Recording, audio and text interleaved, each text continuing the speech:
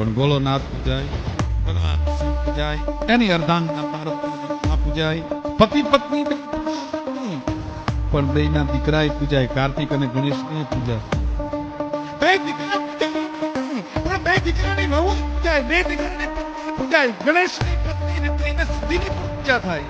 અને સાહેબ નહીં, પણ એના દીકરા લાભ ને કોઈ પૂજાય.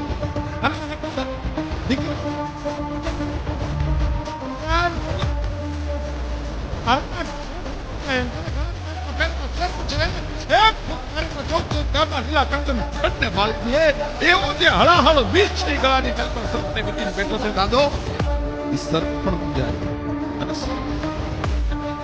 પણ જેની માથે સવારી છે એની છોકરીઓ પણ પૂજાય. જે પૂજાતું હોય, જેના સંકલ્પને કહેવાય છે સુવત્વ હોય, એને મહાદેવ કહેવાય. પૂજા મહાદેવ